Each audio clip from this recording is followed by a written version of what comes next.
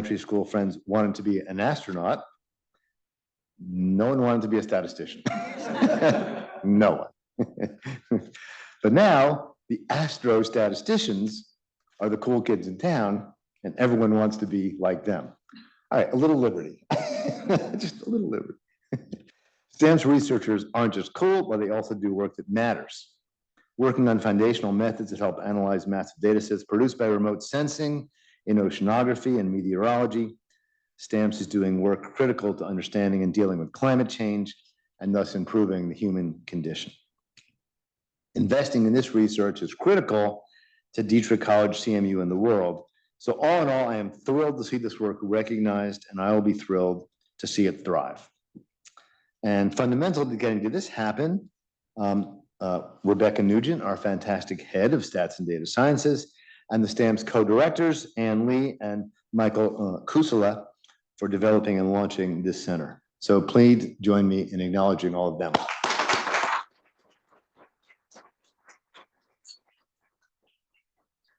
So congratulations to all the students, faculty at CMU who are part of this, and I think this will be exciting to be around the world and collaborating with this very large network of scientists across the US and internationally.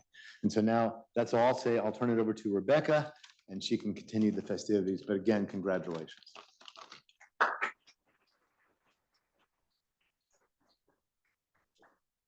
All right, thanks so much, Richard. I was one of those kids who wanted to be an astronaut and or a deep sea explorer when she grew up, and I used to send away to NASA for brochures and information about astronaut training and space camp. E.T. was my first big kid movie, and I absolutely loved the 80s movies like Explorers. Anybody know Explorers? You're all too young. Thank you. Does someone know? Okay. The Abyss. And of course, the best one, the original Star Wars trilogy. We're just going to choose to ignore those Jar Jar Binks ones. But even in more recent movies like Arrival, Gravity, and Dune, it's clear that we're still fascinated by and grappling with understanding the world around us. And now with our unprecedented ability to collect data and information in places like the bottom of the Thwaites Doomsday Glacier, if people saw that article today, or in a galaxy far, far away, we are better positioned than ever before to advance our knowledge. So on behalf of the Department of Statistics and Data Science, a very warm welcome to the launch of our STAMPS Research Center. Thank you so much to everyone who joined us in person today. We also have a substantial number of people joining us virtually, so welcome to all. To begin, a few important thank yous. These first years of the STAMPS Center would not be possible without support of Carnegie Mellon and particularly the Dietrich College of Humanities and Social Sciences. As Richard said, interdisciplinary research has always been a hallmark of our department, college, and university, and a research center combining statistical methodology with the physical sciences certainly fits right into that lane. So please join me in thanking Richard, Dietrich College, and CMU for their support for this initiative.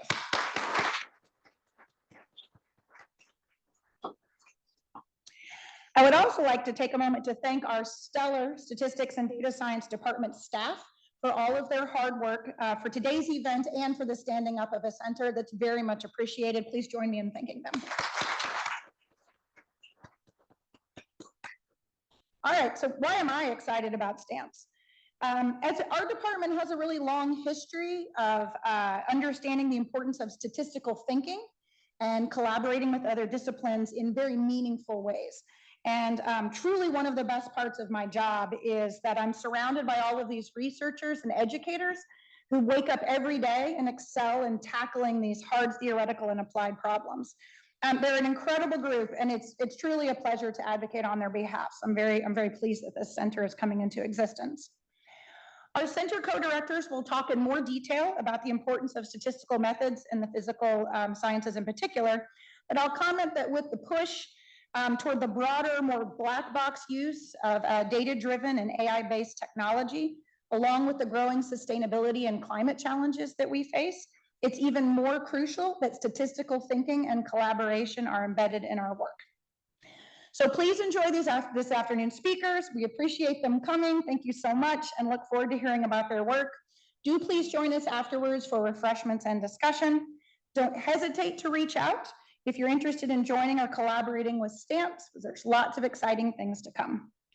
In fact, I look forward to the day where the next Star Wars Millennium Falcon or Twister's Tornado Intercept vehicle has a big stamps logo along the side. Yeah? Okay. Please join me in welcoming Ann Lee, Professor in Statistics and Data Science, PhD Program Co-Director, and the inaugural Co-Director of the Stamps Research Center. Thank you.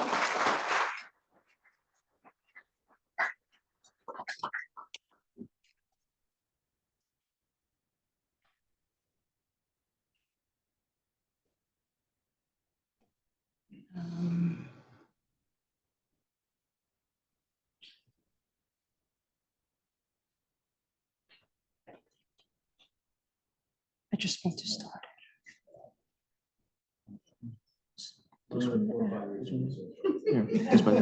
How do I use PowerPoint? Yeah. This one. This Yeah. Keep going. Okay. All right.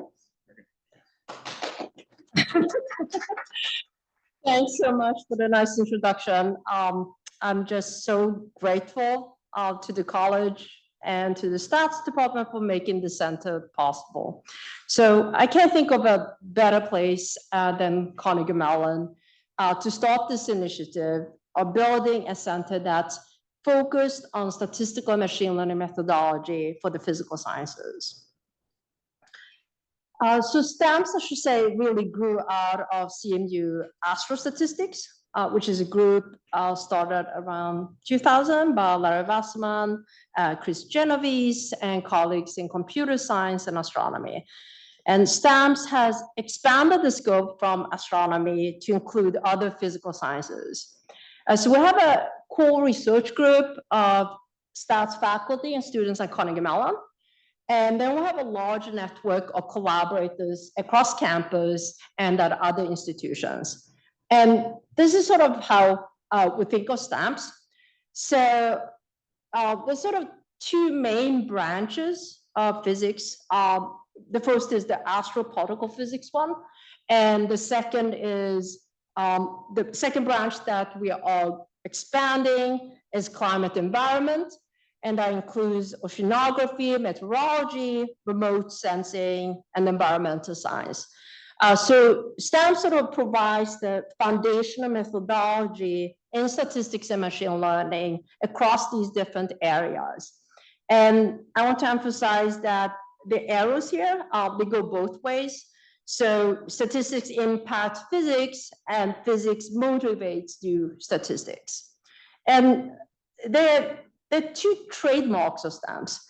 So one is to build sustained and close collaborations between stats and researcher and physical scientists. So our methodology research is motivated by and targeting new scientific discovery. And the second trademark is that is to tackle the important new statistical problems that have been emerging in the physical sciences. Okay, so what's so special about the physical sciences?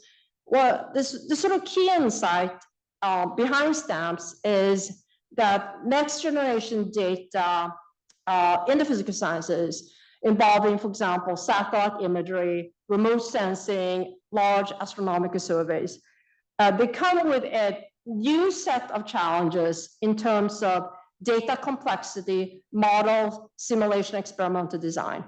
And I would say that they are different, these statistics are different from what you might see in more well-established statistical application areas. And for example, social and biological sciences that might involve, say, person, consumer data, and so on. And there are these, so this is the matrix. I think that was Chris's naming. So there are these common themes that sort of cut across and vertically integrates these seemingly different science-focused areas. And common themes you see are uncertain quantification, spatial temporal data, combining heterogeneous data of different modalities for different scientific probes, ill post-inverse problems, and large-scale computational models. So we need sort of new statistical methodology to address these emerging problems.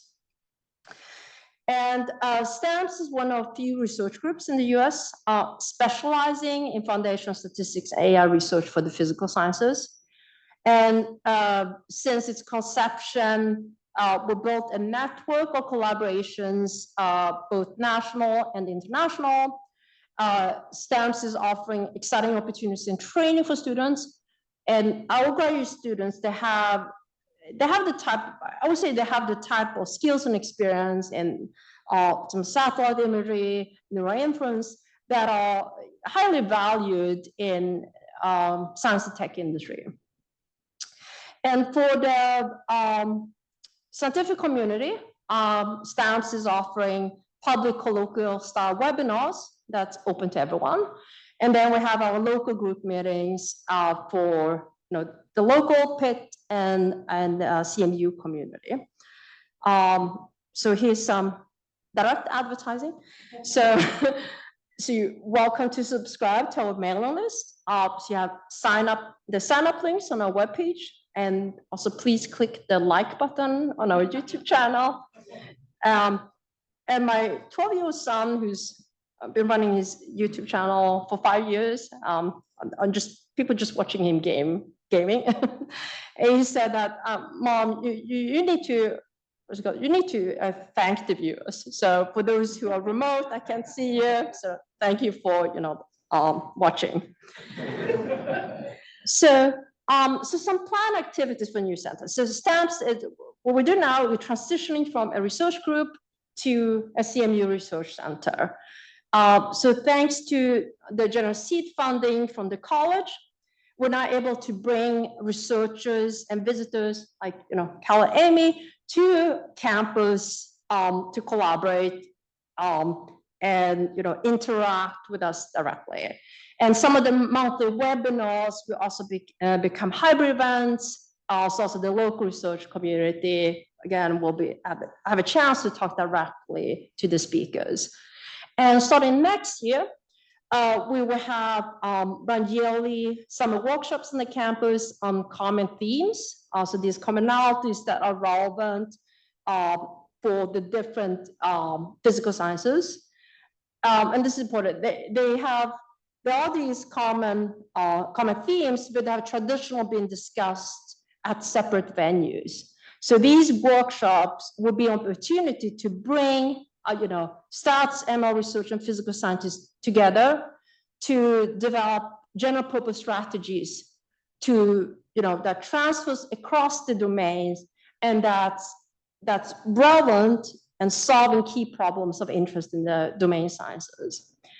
So with that, I'd like to introduce my colleague and co-director, Mikael Kuusela. So Mikael will talk about our research network and also introduce our keynote speakers.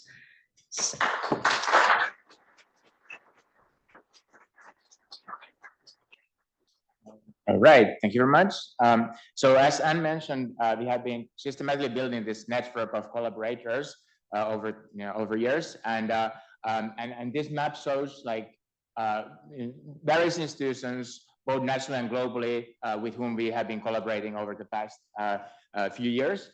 And so you can see that we are really kind of reaching a big network of collaborators, and we are always interested in talking to people who are who share this vision of kind of statistics and physical sciences and doing interesting things there. So we're always looking for such collaborators, and we want to work with the community on such questions. And what we kind of really hope is that when people think of kind of statistics and physical sciences, we want them to think of CMU, and that at CMU we do this kind of work together with, of course, all of our collaborators. As you can see, the network both with universities and national labs. So national labs, do a lot of work that is of interest to us. So there's also opportunities there for students, in addition to the kind of the classical academic path. And one of the nice things about having this network is that we can bring you exciting speakers. So that brings us to our two keynote talks today. So we are very happy to have two amazing keynote speakers who really kind of exemplify this idea combining statistics and machine learning with physical sciences are doing exciting things in that space. So our speakers are Kyle Cranmer and Amy Braverman, who have come to us to kind of share their vision about kind of statistics and machine learning and physical sciences going forward. So the way we are going to do this, we're going to start with Kyle first. So let me go ahead and introduce Kyle. While I do that, can we pull up Kyle's slides? Can maybe Fan, you can pull up Kyle's slides while I introduce him.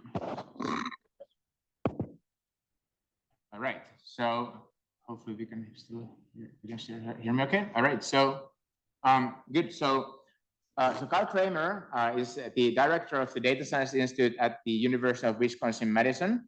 There is also a professor of physics. He additionally has course appointments at the statistics and computer science departments in Wisconsin. So really kind of working at this intersection of all of these different fields.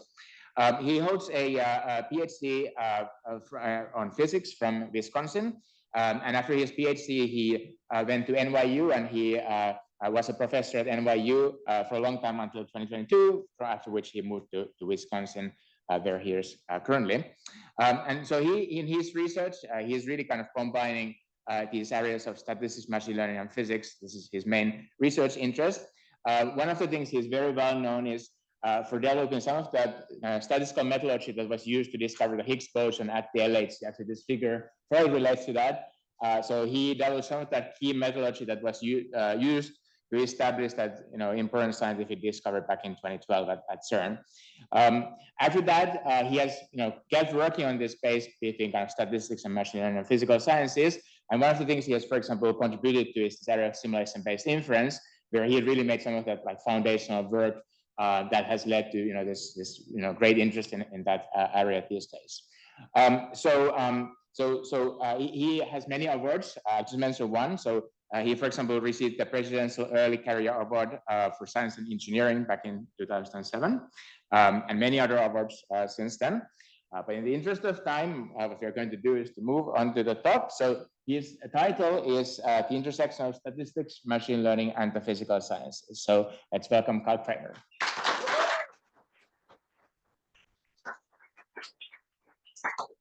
Okay, well, thank you very much for the kind introduction. I am very happy to be here. Thank you for making this happen. I mean, it is a very cool, center to have. I love the subject. The group is great, and I don't know. For me, it's very energizing to come here and see all the interest in it. So I'll get started here. So that was the first thing I wanted to say was just congratulations and also thank you to all the people at CMU that made it happen. I'm going to dub this the inaugural stamp collection.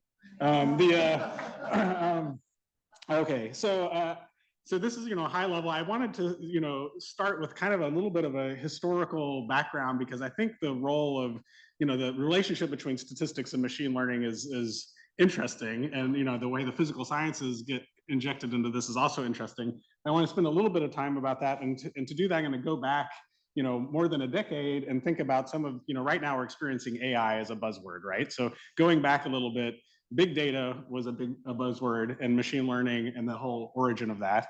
And, luckily there's this timeline of statistics you've maybe seen that has, I'm not going to go all the way back to antiquity here, but I'm going to zoom in to around this time, first and around, the use of big data first appeared in print in 1997, so this kind of like turn of the millennium, and then to this period more around 2012. Try not to focus so much on Nate Silver's predictions and more on the discovery of the Higgs boson, and also this term data science, not the practice of data science, that's been going on for a long time, but the term data science kind of appeared roughly in this 2010 range. So going back a little bit to 2001, there was a influential paper, maybe several of you have seen it, that was called Statistical Modeling the Two Cultures. And it was basically talking about kind of classical statistics and machine learning and how are they related. And this has aged a little bit, but I think it's still useful to kind of go back to remember some of this. And I'm not going to read all of this, but in that paper, so this is Bremen that wrote this paper. He talks about the two approaches, and you have this kind of underlying you call it data generating process. And I like the fact that the box is labeled nature because it makes it easier for me as a physicist to make the connection to, the physical sciences. So you have some, kind of process, and these are figures from the paper. These are not my figures. And he says, in the classical statistical modeling, you still have this kind of input X and some output Y, and then you're trying to kind of describe it in some way. And it made the point that most of the statistics paper would start off with a sentence like, assume that the data are generated by the following model. And then goes on to kind of criticize this approach by saying that, this enterprise has at its heart the belief that the statistician, by imagination and by looking at the data, can invent a reasonably good parametric class of models for a complex mechanism devised by nature, right? And so, okay, fine, that's the criticism. I want to point out that you could equally well have said this about physicists, right? Physicists do exactly the same thing. We have a reasonably good track record, and when we do this, a lot of times we talk about spherical cows. You take a really complicated problem, like what's the chance the lightning bolt is going to hit a cow? And to make things simple, at first we're going to approximate the cow as a sphere, and then and so this is clearly a simplification. And similar to the classical statistical models, they're a simplification, but they're useful for reasoning about, and humans are very good at reasoning about these. They often capture the essentials of what you need, and sometimes they're good enough. I don't know. Sometimes they're more pedagogical. I don't know. There's lots of different, but there's a long history here, and so it's easy to be dismissive of them. But they also have served us well, as a species, right? So. There's this quote from George Box, also UW-Madison, shout out here, that all models are wrong, but some are useful. And I think that there's lots of ways of interpreting what's meant here, but I think those comments that I just made about the utility of these simple models, shouldn't be forgotten. But then he goes on to talk about this new emerging approach, which he didn't really call machine learning so much. I think it was mainly the algorithmic models or something like that in the paper. But he was talking about things like decision trees and neural networks, where you have this kind of input and output relationship. But it's basically that's where you have this black box, approach coming up that Rebecca mentioned. And part of the point was, instead of trying to prove various kinds of guarantees and things, if you have a bunch of data, you can basically just check how well it works empirically through a process called cross-validation. And then he went on to make this very strong, he's talking about neural nets and decision trees, how it's used for very complex prediction problems, and talks about areas where basically simple, data-driven models that statisticians would have used don't really work. And so areas like speech recognition, image recognition, nonlinear time series prediction, handwriting recognition, financial markets, et cetera.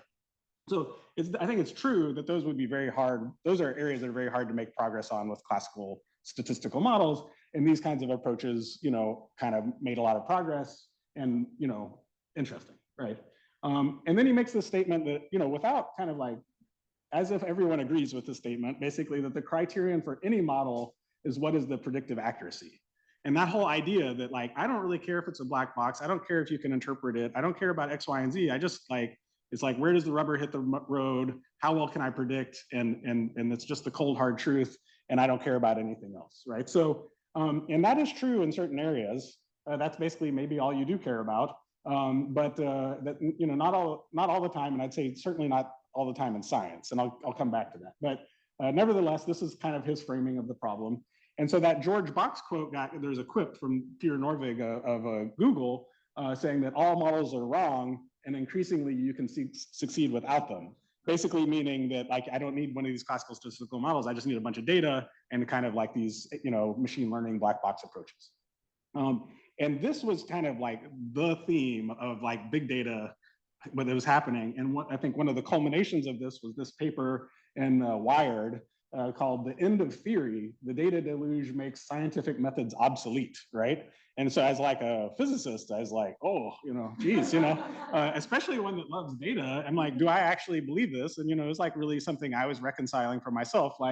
Is it true? We just have we can certainly do a lot with a lot of data, but it didn't ring true at the same time, but putting your finger on what exactly is wrong with this argument is not super trivial. And I will say that there's still, even in some of the opening remarks, there's a lot of emphasis of all this new data that we've got. And data is certainly a big ingredient, but it's kind of not the only thing, right? So at this point, the pendulum had swung so far that it was kind of just enough data, we can do everything we want. So around the same time, there was another more nuanced view, which some of you may be familiar with. Here's a slide from Jim Gray that was at Microsoft Research, very influential guy. Interestingly, this is the last talk he gave before he went missing at sea. But he was talking about, this branding would not fly anymore, e-science, right? But okay, it was, early days of the internet. So it was like e-commerce, whatever. So e-science, but was talking about a transformed scientific method. And he goes on these kind of ugly slides talking about the different paradigms throughout history. From like thousands of years ago, there was a very empirical stage. Then there was kind of theoretical branch, kind of Newton, Galileo style. And then there was a computational branch. And then today, this is 2007, there's this explosion in data and data exploration, and that being able to empower like a new kind of paradigm of science. But one thing I want to point out is in the bullet points there, you see also says, data captured by instruments or generated by a simulator. And I think that's sometimes forgotten, but it's worth highlighting. But also in the pictures, you see pictures of astronomy and high energy physics. That's Fermilab building. So that's the sign for high energy physics. But this is what was kind of going on. Actually above that, you also see like cosmology equations and things. And so that led to, for instance, this book called The Fourth Paradigm, and which is just essentially talking about this data-driven discovery or data-intensive discovery. And that was really powerful around the emergence of data science as in academia and things. This was driving a lot of the discussion. Now, from that time, from roughly 2001 to later, I was working at the Large Hadron Collider. There's a picture of the Atlas experiment while it was being built. And we were, I was very interested in machine learning, but we were going about it kind of the old-fashioned way, right? So we're going to have, this experiment, this detector has about 100 million electronic sensors on it. So it's a very complicated data, like raw data is very complicated. There are 40 million collisions a second. So you have to process all this data and do something with it. And we're looking for signs of new particles like the Higgs. So what do? We take all the sensor data, and then from that, we try to identify particles, measure their energies and things. And then we need to somehow still boil it down into something even more simple. And so what we did is like what we call, sometimes called feature engineering, and this is where the domain expertise comes in. We said, okay, well, Einstein didn't actually say E equals mc squared. There's this momentum piece. That's only true if you're not moving. If you're moving, it's that second equation. But I think probably everyone in this room remembers something about energy being conserved and momentum being conserved. So even though we don't see this Higgs particle because it decays immediately, whatever energy it had turned into the energy of the particles it decays into, and whatever momentum it had turned into the momentum of the particles it decayed into. And if I see those particles it decayed into and I add up the energies and momenta, I can figure out what the energy and the momenta of the Higgs are. I can resolve that second equation for mass, and I get the formula at the bottom. And if I'm actually making a Higgs boson, I should basically always get this, that combination of numbers should always give me the same thing up to like measurement error. So if you do that and you make a plot, a histogram of that one number, so every collision you get this one number, you get a plot like this. And so the blue, and one thing to note, it doesn't look like a Gaussian. It's not named after a dead French mathematician. It doesn't, I don't know what that distribution is, but I've looked at it a lot and I can interpret lots of things about it. Like the peak that's over there on the left is coming from the process, the little stick diagram, Feynman diagram on the left. The kind of weird bump mountain thing in the middle is given by this other process that I'm pointing to. And if you made a Higgs boson, the idea is that you would basically always get essentially the same, that number would always be the same, smeared out a little bit by measurement uncertainty, and you get something like that red histogram. And so the null hypothesis is the data should look like the blue, and the alternate hypothesis is there should be on top of that a bump that's the red bump. And then you collect the actual data. Those are those data points, and you see, there is actually a peak there. So like in the simplest form, that's the evidence for the discovery of the Higgs. Now, it was definitely more complicated than that. So between like 2003 and 2010, a lot of what I was doing is like, how do you actually account for all the uncertainties? It's not just that way of looking for the Higgs. There's dozens of other ones. How do we put all this together in a statistical framework? Since none of the distributions are named after dead mathematicians, you gotta like, figure out how to do that. So this crazy looking graph is a computational graph where the bottom is the observed data or the parameters of our theory or the parameters that describe like calibration constants and things. And then you compute a bunch of stuff. And at the very top is the likelihood of the data given the theory. And so you just literally compute, and that number at the top is a number. And that's what I use to do statistical inference. And so we had to build a lot of software infrastructure and all sorts of things. But we thought a lot about basically classical statistics. But I'd say at this point, that kind of classical statistics was probably considered boring by most statisticians, but had never been done at a scale like this. I mean, I don't know if that's true. I feel pretty confident in saying that. I've never seen anything like that. And that's what led to the Higgs discovery. So those plots at the top are examples of there were lots of those. That story that I just told was for one of those plots. There were tons of them. And then these plots below are the number of data sets that we were combining, the number of modeling components. Each modeling component was like a PhD thesis, basically, and then the number of parameters and the likelihood, they're all growing very quickly as we added this capability. And in the end, that's what led to this Higgs discovery in July of 2012. Now, one interesting thing is the same month, July 2012, another important paper was written, which was the ImageNet paper. That was the breakthrough moment in deep learning. And it's just totally coincidental that they happen within days of each other, essentially. And so this is complicated. It's also driven a lot by curating a lot of data, a lot of advances in computing and convolutional networks and various tricks. But nevertheless, it was a watershed moment for AI as we know it today.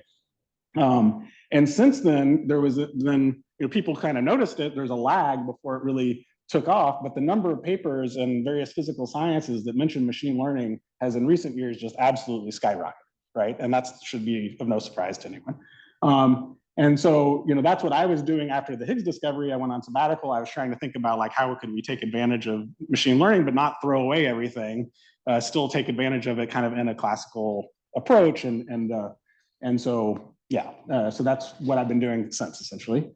Now, I want to say a little bit about data and machine learning and why is it not enough? And this is kind of simple, but I think it's important. I just want to kind of throw out this theme. So why is it not enough? Well, mainly it's because, causation and correlation are not the same thing, right? So this is a picture of me with Pearl. He wrote this nice book called The Book of Why, a very accessible take on causality. I know that causality has many different schools of thought and et cetera. So if you don't like Pearl's way of thinking about it, please don't shoot me. I just try, I think we all agree causality is important. But from that book, there's this point that things that you can answer with a lot of data, where you have, even if you had infinite amount of data, are kind of restricted to a certain class of questions, which he refers to as questions related to association. And so those are kind of essentially correlation type studies. If you want to answer something more causal, you need to be able to do something, for instance, intervene. And so these start being questions that are of the form of what if I do the following, or how did X, Y, and Z happen? And then finally you get to the kinds of counterfactual reasoning. And in a very mathematical way, you can kind of stratify the different kinds of questions that you can ask. And these really are higher level questions. You need to be able to do certain kinds of things like intervene on a system or various kinds of things. So these are questions that are not accessible. You can't answer these kinds of questions with an infinite amount of data. So here are some examples, really simple programs. They describe a distribution of X and Y. Those programs, if you run them a bunch, you can think of those little simulators. They're not very interesting. The data that they produce are correlated exactly the same way, but they tell 3 different stories. And they're graphically represented, and the arrows are sort of point the direction of causation, one variable is causing another if there's an arrow flowing that way. So they have exactly the same joint distribution, so you can't tell the difference between them from data alone. But if you could intervene and do something, then they start to look different. So that's what part of the point here. If you intervene in the different ways, it modifies this graph, and then you look at, for instance, how the variable Y responds to an intervention on X, and they're different. And then you can start to differentiate them. So this kind of thing is very important. If as a scientist, the blue, green, and red are 3 different theories of nature. They're different stories about how the data might arise. I can't tell the difference between them from just a bunch of data, but if I can intervene, I can. And that's what scientists have been doing for millennia, and babies for that matter, right?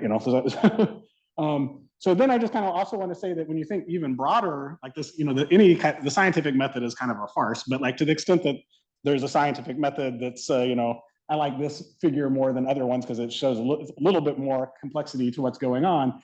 But there are lots of really key parts of the scientific method that are why does this happen? What's causing that? Those are all very causal languages involved. And so I think that a lot of machine learning, and it's kind of in the form that Bremen talked about, might be very good at like one particular arrow in this diagram. It might do one task pretty well, maybe even better than humans would do it, but it's not suited towards like these kind of causal questions. Like if you use machine learning as a black box and you find something unexpected and you reject your null hypothesis, what do you do next, right? If you don't have any insight or any interpretation, it's very hard to make progress. So these things are really important, and we should keep them in mind as we try to like incorporate AI and things like that. And there are also things that, of course, statisticians have thought about for a long time.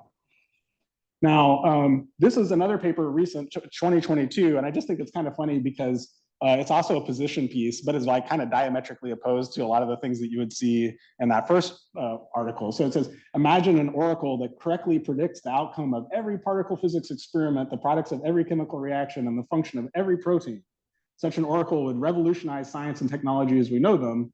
However, as scientists, we'd still not be satisfied with the oracle itself. We would want more. We'd want to comprehend how the oracle conceived of these predictions, and that feat is like referred to as scientific understanding. And so that part is like important. And you could say that's, you know, maybe that's not important, but if you think that's important, you know, it's definitely very different than just predictive accuracy is all that matters, right? So now I'm going to transition to what's happening now and what I'm excited about, and I think is very much, you know, encapsulated by what's happening at Stamps.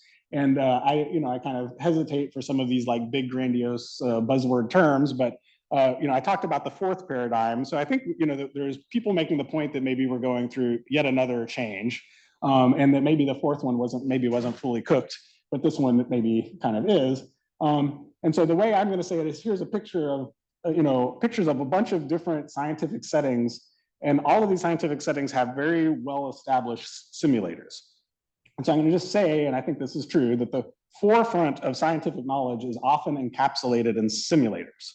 You have a lot of smart domain scientists that think about modeling some situation. These are like the opposite of spherical cows. These are like all the complexities, everything that you know about the problem, you put it in there, and they often involve teams that have different responsibilities. They model different kinds of physics at different scales, but they know how to plug them into each other, and they know how to tell the story that's relevant for how to relate the kind of underlying mechanism to what you finally observe in your experiments. Now, the other thing is, I would call simulators causal generative models of the data generating process. You can generate synthetic data from them, so they're generative models, but they're not black box things. They have mechanisms inside of them, right? So they have this causal component, which is super important. I didn't say it here, but I'm just going to say it from my conversations with Anne, is that for whatever reason, there's been a little bit of a slow uptake from the statistics community to recognize these as statistical models. I mean, they are statistical models. They are not nice things you write down on a pencil and paper, and they differ oftentimes in a really important way that I'll highlight in a second. But they have parameters that you can turn. Those parameters have meaning. They're like, what's the mass of the Higgs boson? How much dark energy is there in the universe?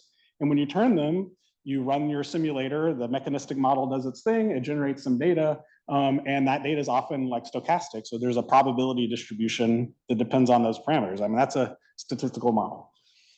However, the other point is that because, basically computing, we've got like, all the advances in programming, all the advances in computation, et cetera, all of that is coming together, supercomputers, et cetera, to get the most out of these simulators. And there's huge investments on this front, and we should keep that in mind. However, they are very poorly suited for statistical inference. And this is kind of ironic and maybe sometimes like counterintuitive. You can generate a bunch of synthetic scenarios, but now you get like real data from the real world. What do you do with it, right? You somehow have to compare the data from the real world to the data from the simulator, but like how do you do that comparison, and how is that formulated, and how does that relate to any kind of like statistical framing? So normally you would do this kind of like I showed before. You have a statistical model that, given the data, you can calculate probability of data given your parameters of your theory. But here I'm basically saying that's like not really possible. And why is that? So we'll get into that a little bit, but here's a quote that kind of preempts it a little bit from Paul Dirac way back in the day, famous physicist. It says, the underlying physical laws necessary for the mathematical theory of a large part of physics and the whole of chemistry are completely known. And I think that's true. But the difficulty is that the exact application of these laws leads to equations that are much too complicated to be soluble. That was like pencil and paper time, but even with computers, these things are usually still, it's still very difficult.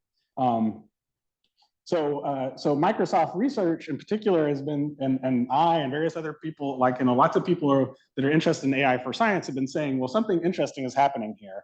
That if we consider the fact that we have all this simulated data, that's basically, our theory, and we have a bunch of real data, we want to put them together, but they're very difficult to combine.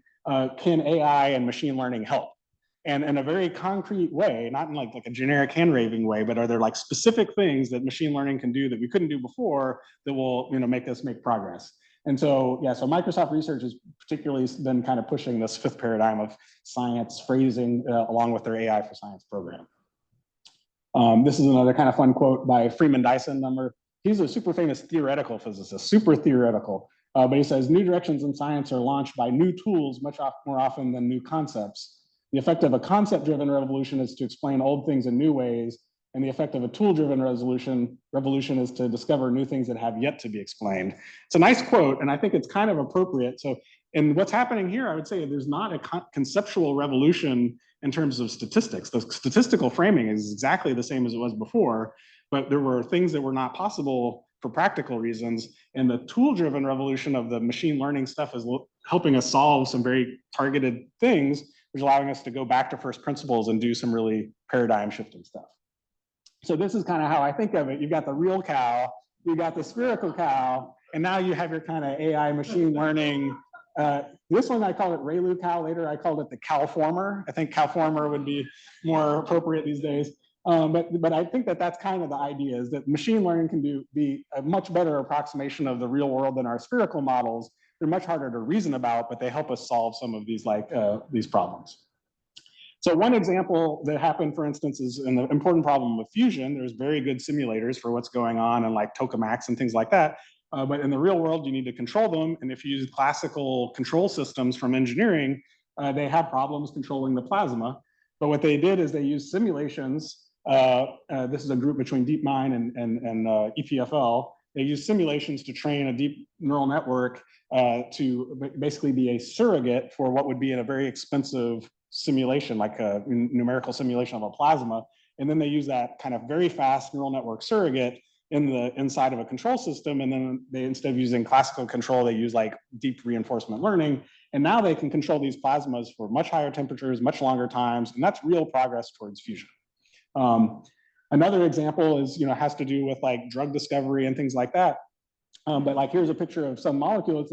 The configuration space of these molecules, there's lots of different ways they can be configured. Usually you think of them kind of jiggling around.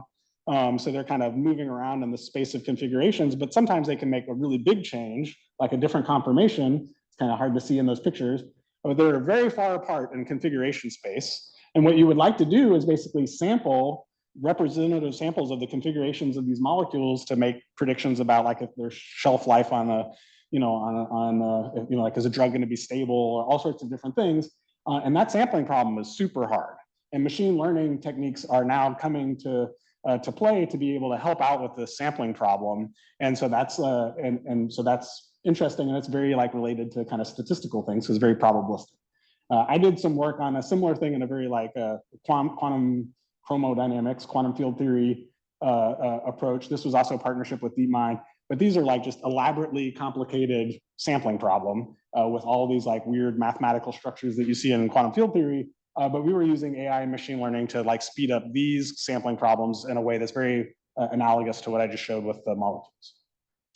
So those are some interesting projects, but now I'm going to like end my time talking about simulation-based inference. So this is, so when I went on sabbatical after the Higgs discovery, and I was thinking of like, how could we use deep learning and machine learning to make progress? This is kind of what well, this is basically what popped out. So in the setup, just some like notation, I'm thinking of like, on the left side, you have some parameters that you care about. So these are the things like how much dark matter is there in the universe, the mass of some particle, various different kinds of things that you would want to infer. Then going from left to right, on the right, you have the observed data. I just call that X, or maybe it's simulated data, but X is the data. And you have this forward model, that's the prediction. From the parameters of your theory, you want to predict what the data is going to look like. Sometimes you call that a forward model or a generative model or a simulation, whatever you want to call it. You have this predictive direction, that's the forward mode.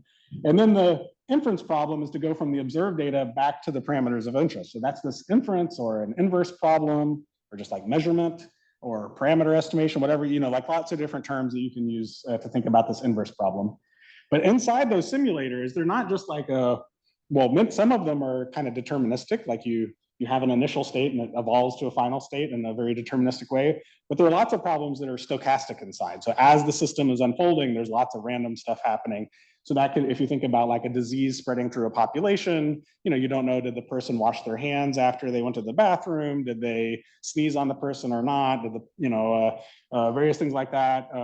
And so you have all these unobserved variables, they're called latent variables, Z, that are inside. And so the simulator is kind of describing essentially the joint probability of what you observe, all the latent variables inside, given those parameters of interest.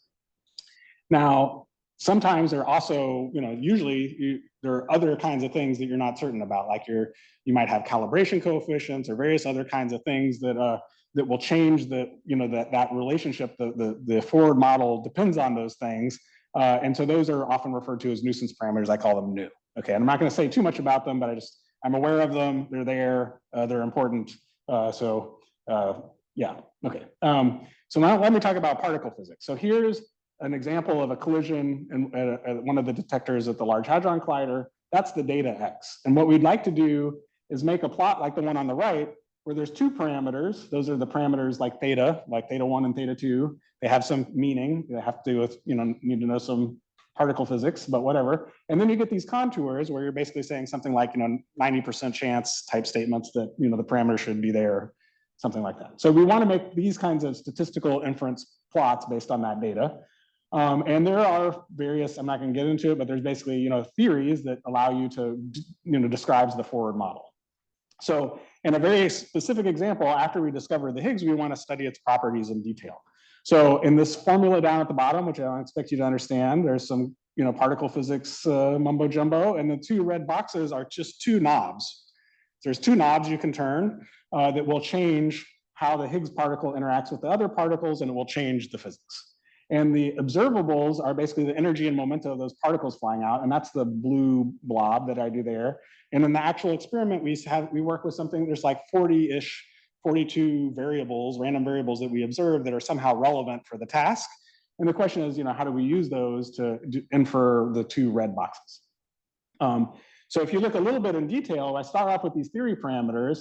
This is where I get these kinds of Feynman diagrams, but this is the first part of the story. This kind of stuff you can do if you know what you're doing on a pencil and paper, or you can code it up. But after that interaction happens, the particles fly out and they radiate a bunch of stuff. So you get this other kind of process going on, which a different group of physicists, know how to model. And then those particles, let me go back real quick. The green ones are physical stable particles that go flying and hit the detectors. And when they hit the detectors, they come barreling through and they ionize atoms and they knock stuff around and they leave energy deposits inside of the detector. And that's described by yet another group of physicists. And then finally, we get to the observed data. And so you have this process going from the theory parameters to these latent variables we don't observe to the final observed data. So that's the forward model. And then we want to go, and that forward model has these software packages associated to it. And we now want to, the software packages are often referred to as Monte Carlo. And it's because they're using Monte Carlo techniques to approximate this integral. So the likelihood or the probability of observing the data X given the parameters theta is given by this equation. And that equation has this integral. And that integral is like 100 million dimensional integral, okay? So you're not gonna do that integral anytime soon, okay? And because of that, the likelihood on the left is totally intractable, okay? So we cannot access that thing on the right, on the left, which is what the statistician would usually start with. So when the statistician assume blah, blah, blah, you have the whole story, but usually the thing on the left is tractable. But in many of these physical sciences problems, it's not. And so that's the setup. And so this motivates an entirely new class of statistical inference approaches where you have a simulator Evaluating the likelihood is intractable. You can't do that, but you can sample from the simulator. You can generate synthetic data for any value of the parameters. And so this setting is often referred to as likelihood-free inference. That's a fine word. I personally am not a big fan of it, and I prefer this term simulation-based inference, because usually the first thing you do is approximate the likelihood, and then you do the standard thing. So it's true that the likelihood is intractable, so it helps there. Doesn't really matter, it's a branding question, but but that's why I call it simulation-based inference. And this setting also applies, it doesn't care if you're Bayesian or frequentist, so we're not in any kind of stats wars here. Right, so this is the setup. And so here's a kind of high-level picture of like one of the first approaches. You have a simulator, you've got the parameters in blue up at the top. The simulator is going to run, it's got a lot of latent variables inside that I don't necessarily care about. And then it outputs an observation X. And what I'm going to try to do is train a neural network that's going to take in both the observed data and the parameters, theta. And its goal is going to be to try to output a number which is approximating the likelihood or likelihood ratio. And so if this neural network can do that, then I can do statistical inference in the way that I would normally do it. So that's the kind of high-level setup. And it's a two-stage process. First, I'm going to train this neural network. And once it's trained, I'm going to use it to do inference. And an important point is that that two-stage thing, you pay all the cost of training the neural network up front, but once you're done, it's so-called amortized. The neural network is trained, you have a very fast evaluation of an approximate likelihood, and you can do inference super duper fast. Okay, so here's like, how does that work? Well, here's one approach. So here's a typical example of like, there's red dots and blue dots. I've got samples, and I only have samples. And they could be cats and dogs, or they could be whatever you want. And so I want to train some sort of classifier to tell the difference between red dots and blue dots. I don't have access to the likelihood. I only have access to the samples. So I can write down this like so-called loss function at the top, if and so it's written out in its full glory as like expectations with respect to these distributions that I don't have access to. And that loss function, if I tried to find, that's the binary cross entropy is what it's called. If I try to find the function S that minimizes that functional, I get this middle equation. That's the so-called Bayes optimal classifier. And that thing is 1-to-1 with the likelihood ratio, which is the kind of key thing for almost all of statistical inference. So, so this is a way to try to get at something statistically relevant. But then the point is that I can approximate this function L from samples, and I don't need to know the underlying distribution. I don't need access to the likelihood. I just need access to the sample. So here's like a procedure to use machine learning to try to target something very specific that means something from a statistical point of view that I'm going to then do standard statistics with. So this is one approach. This is in the case where I just have red dots and blue dots, and the distributions are totally like fixed distributions. Most problems have like free parameters, and the thing is more complicated. So what we did is we just like said, okay, well, let's just take this thing and like lift it to the next level. We'll say instead of red dots and blue dots, I've got two distributions that depend on parameters. So I call them theta naught and theta 1, the two different values for like your null and your alternate hypothesis, if you will. And so what I can do is try to make a neural network that doesn't just take in the data, like the previous one, that takes in the data and the values of the parameters I'm comparing, and then it returns this likelihood ratio. And so that's it with two values of the parameter. The middle one is like, you could just do it like the numerator is your theory that depends on parameters with respect to some fixed reference distribution. And so I call this thing a parametrized classifier. Now, once you do that, then you can start doing all the things you would normally do as a statistician. So here's plots of the maximum likelihood estimator of my parameter of my simulator. And I've done it thousands of times super quickly, right? And I see, look, it looks like it's unbiased. That's good. Things are good. I can calculate things like the profile log likelihood ratio, see if it obeys the asymptotic theory that I expect from Wilks. That does. So we're back into like really grounded classical statistics. Now, what does that look like for some physics problem? Well, the first one that we tried was this same one I showed before for the Higgs. And what we showed was that what I haven't focused on before is that, okay, great, I now have this likelihood, but I can now work with the raw data, the raw like high dimensional data, instead of doing these hand engineered summary statistics like that invariant mass plot that I showed you at the beginning. That was great for understanding, but it's throwing away some of the power in the data. So now I can just kind of throw that away and just like work directly with the raw data. And what we saw in this case was whatever that kind of parabola there is tighter, which means we have like a more precise measurement. It doesn't look that striking, but it was like adding 90% more data at the LHC. I mean, this is a like $10 billion experiment, right? So like doubling the data is worth it, right? After we did that, there's another example where the classical technique was this red contour and our like SBI technique was the blue contour. And that is like just, I mean, the amount of data it would take to go from the red to the blue is enormous, and it doesn't even have the same shape. So, so it's not just about being, you know, kind of fancy. It's definitely adding to the sensitivity of these experiments. So I'll try to kind of wrap up with the point that this whole framing of the problem, this likelihood framing, has been around for a while. If for whatever reason, particle physicists never use this language, even though we've had a problem like this for a long time.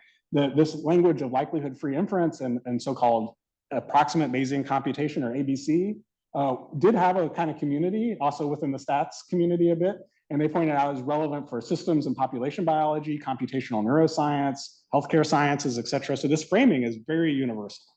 I had the pleasure of getting asked to give a keynote at NeurIPS back in 2016, you know, highlighting some of this stuff. And right after that, we had this idea that instead of targeting likelihood ratios, we could use normalizing flows, which is a kind of class of you know, it's like generative AI that can generate, you know, data given parameters, but it's actually like, instead of modeling a likelihood ratio, it's modeling the likelihood itself. Or you could turn it around and use it to model things like posteriors and et cetera. That's the whole paper. It's one, you know, is a journal of brief ideas. Yeah, that's the whole thing. I like it. Anyways, and then in 2017, you know, they started to catch on with the machine learning community in like the early days of generative models and GANs and things. People started realizing how closely related all of these ideas were. And so, so it starts taking off here, and it was really nice to see that like particle physics is now being mentioned, you know, because before it was all healthcare sciences and stuff. And then we wrote, a little bit later, we wrote a review about the frontier of simulation-based inference, where basically these traditional approaches were kind of in the bottom left, where essentially you can't work with very high dimensional data or very expensive simulators. And with machine learning and various other things, we're able to like kind of push the frontier of what kinds of problems we're working on. So there's now been a lot of progress in terms of this in computational neuroscience, and there's software starting to be developed. This is Jakob Mackey's group in Germany.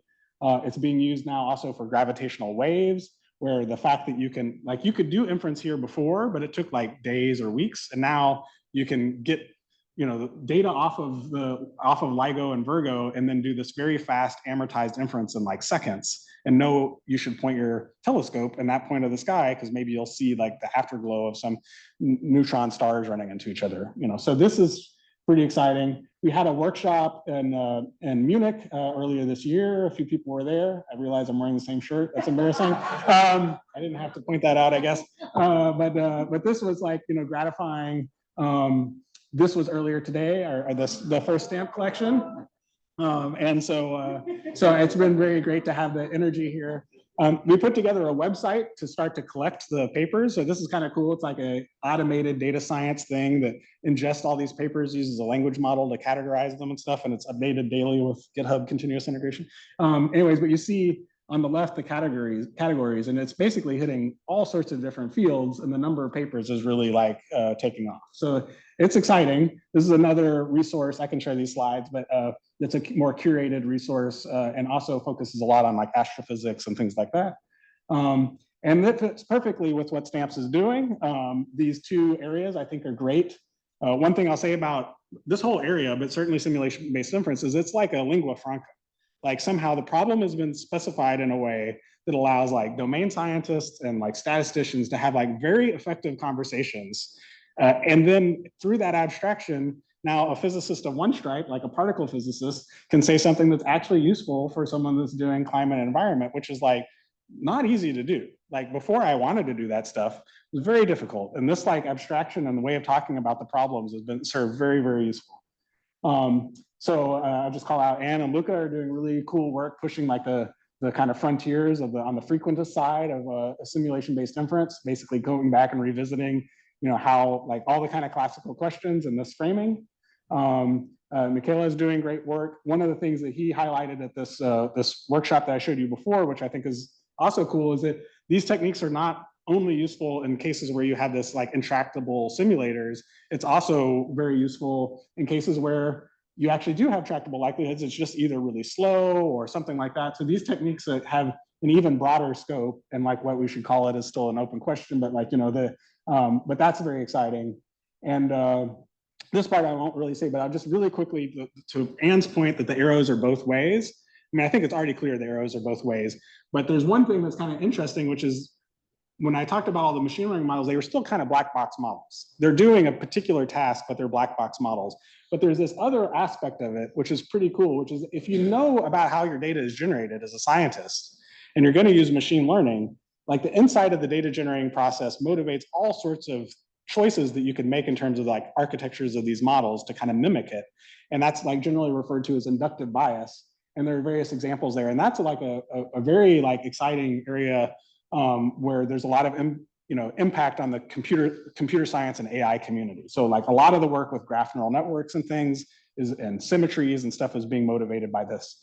And so you have these different kinds of themes about like compositionality, relationships between objects, symmetry, causality, scale separation, these kinds of themes that are about the data generating process and about the mechanism of the physical sciences are having, people are figuring out how do I translate that into like a machine learning model, and that's pushing forward AI like generally.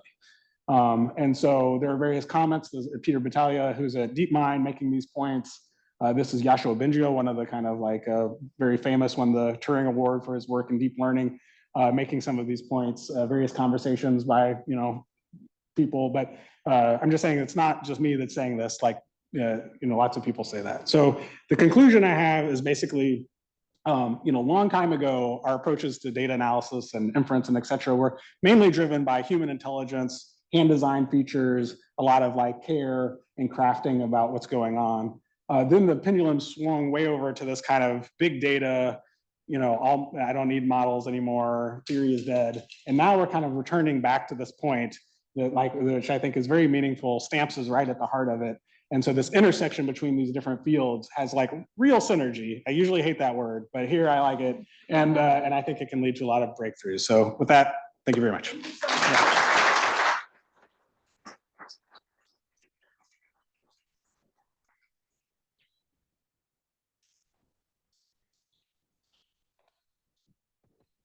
Great. Okay, so we have a couple of minutes for questions. So Larry, looks like he has a question. Yeah, great talk, Kyle. Thank you very much. Can you say something about the dimension of the parameter space, like the $100 million, 100 million dimensional integral is over X, right.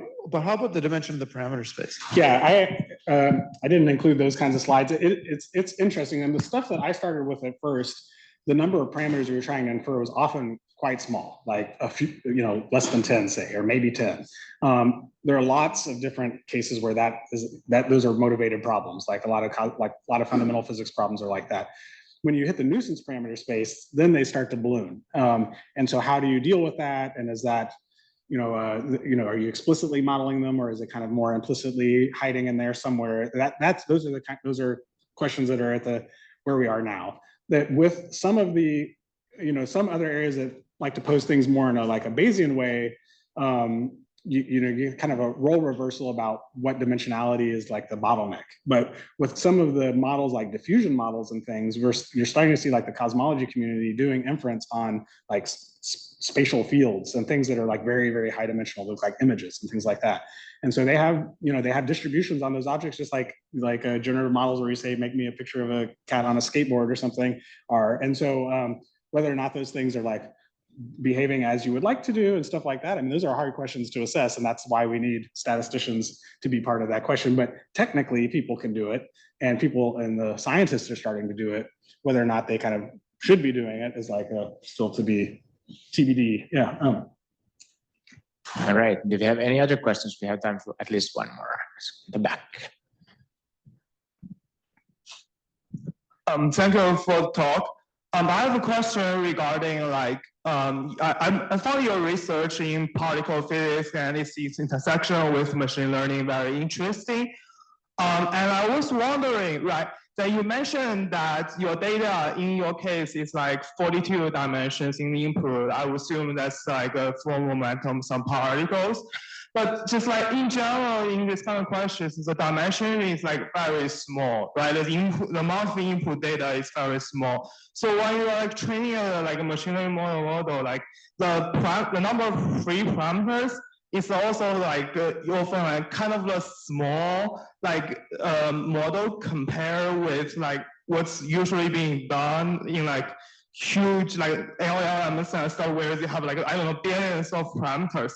And sometimes you might wonder like, what if the model is just like learning some sort of like fit, like some sort of parameterized fit instead of the actual physics that's going on in this kind of complicated field theory questions. So how will we really help your model in that regard, and how will you like kind of really help? Sure. Yeah. So I mean, I'll say quickly that one that I showed with like the 42-dimensional observation, that was like one of the very first papers that we did. So like since then, things have gotten quite a bit more complicated. So now people are working with much lower level raw data that looks to be more like images and things like that. So you have definitely examples where people are working like with stuff that looks like, you know, standard machine learning, like images with millions and millions of pixels and stuff like that. So there's lots of work now that's using very high dimensional data that looks like modern machine learning, and there are networks that are big. So like the gravitational wave stuff is like, you know, definitely those are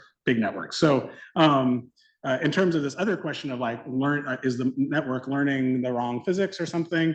I mean, that's a longer discussion, but I can say the first thing is that the goal of that network is to be a surrogate for the simulator, and the idea is that the simulator is really all your physics is there.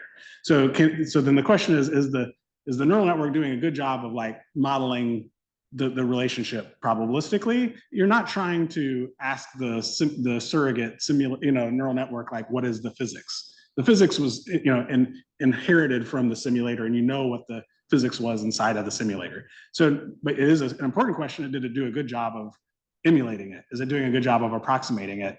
And that's a very good, very important question, but it's also a concrete question that can then be turned into like specific things, like how do we test that?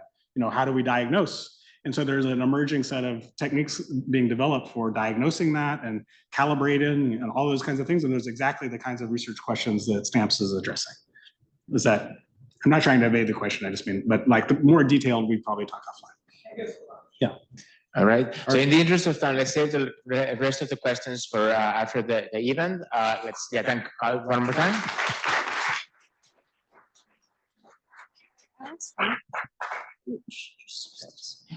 All right. So that brings us to our next keynote speaker, who is Amy Braverman. I'll go ahead and introduce Amy. So Amy is a senior research scientist at the NASA Jet Propulsion Laboratory in Pasadena, California. So she holds a PhD in statistics from UCLA. After her PhD at UCLA, she moved to JPL, and she has been there since 1999. During those 25 years at JPL, she has worked with various NASA missions. She is generally speaking interested in statistical methodology and applications in remote sensing. She has, for example, worked on data reduction methods early on, and more recently, she has especially been working on answering quantification for remote sensing inverse problems. She's currently a chair of the SciAm activity group on answering quantification, and has also received many awards. I just mentioned one. So she received the NASA Exceptional Public Service Medal for her answering quantification work for NASA missions. So once we get the slides all up, we'll hear her talk about statistical challenges for the next generation of NASA's Earth observing satellites. First or video first? So join me in welcoming Amy Braverman.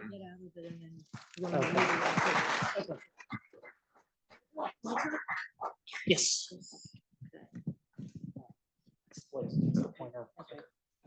Perfect. Thanks. Well, I too want to say thank you all very much for your hospitality and for, I'm supposed to talk into this, but if I stand behind it, you won't see me. Okay. Yeah. Okay. Yeah, we just have a virtual crowd. Okay, sorry, virtual crowd. This has been an exciting 2 days. It's been great to spend time with all of you and to meet Kyle, who I did not know. And thank you for that wonderful talk. I'm going to give you a talk that's kind of opposite of that wonderful talk, in the sense that it's going to be about one specific problem that is emblematic of a lot of the problems that we face, but it is quite specific. I think the title says it all. So, okay. So here's the obligatory outline. I'm going to talk to you mostly today about a new mission that's coming up called Surface Biology and Geology, which is not a very clever name. But that's what it's going to study. So that should do it. And I'll acquaint you with the way in which we've decided to do something that we called simulation-based uncertainty quantification for the data sets that this mission is going to produce. So just to set the stage a little bit, remote sensing data are, I might be biased, but the most comprehensive and modern data source for the study of global climate and the environment. Remote sensing data products are the results of complex processing change that involve imperfect inferences and transformations from what we actually see to what we're trying to study. Statisticians have an important role to play in all levels of this enterprise: the design, the data collection, the processing, and the analysis. And as I mentioned earlier today, to some folks, we have a unique opportunity with the Surface Biology and Geology mission, because this is the first time in my 25 years that we have the opportunity to be involved at the beginning of the mission, not come in at the end to clean up. So we're very lucky to be in that, and I'm very hopeful that your activities here at Stamps will help us do a good job of that. And lastly, uncertainty is universal throughout this entire enterprise, and it was the question of how we can quantify uncertainty that drove us to the simulation-based paradigm. The next generation of NASA Earth observing missions is called the Earth System Observatory.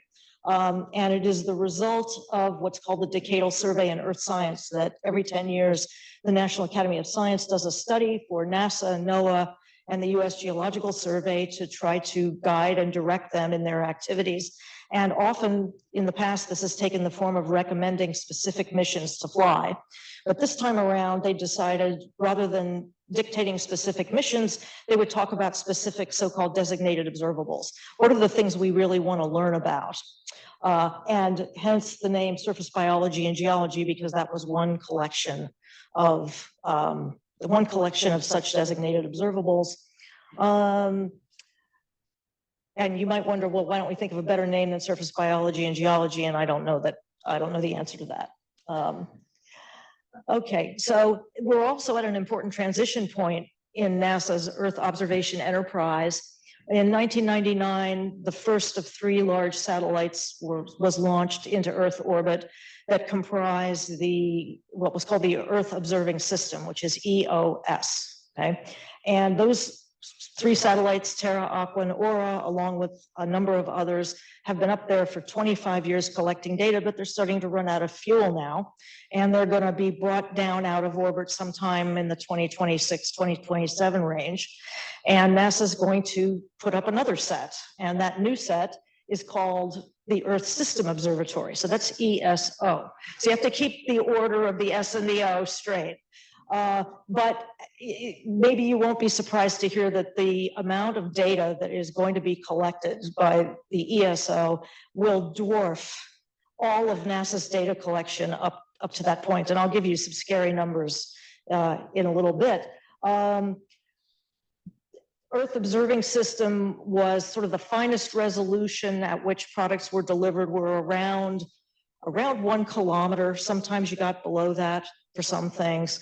The ESO missions are going to observe at spatial resolutions in the tens of meters. So that tells you something. And there are 4 missions in the ESO, the Atmosphere Observing System, NISAR, which is a joint mission with India to fly a synthetic aperture radar, SBG, and something called Mass Change that doesn't have a name yet. And I'd like to show you a little movie that NASA put together about the Earth System Observatory to kind of fire everybody up here. They actually focus a little bit more on NISAR, which will be the first one to be launched probably in January, but I think it's worth seeing the movie anyway. Okay. Let's see. No. Sorry, folks. There we go. Okay. Great. Hopefully this. Will you come back? Oh, yeah. Does it have sound? Moon and Mars. And peer even deeper into the universe, we turn with a renewed focus to our home planet of Earth. The next generation of Earth science begins with the new Earth System Observatory. The core of the observatory is an array of 5 new satellite missions that will study the atmosphere, the ground, and even what's happening underneath the surface. These spacecraft will look at the Earth, each one of them their own way, and will integrate all the data in a common approach. Taken together as a single observatory, we will have a complete 3-dimensional understanding of our Earth systems, how they work together, how one change can influence another. It will watch our planet change, driving solutions for better living, managing water and food resources, predicting natural hazards, coping with sea level rise in coastal communities and heat islands in our cities. Every 10 years, the best scientists in the United States and worldwide come together and create a strategy, the decadal strategy. And it recommended that we build missions that together form an Earth System Observatory.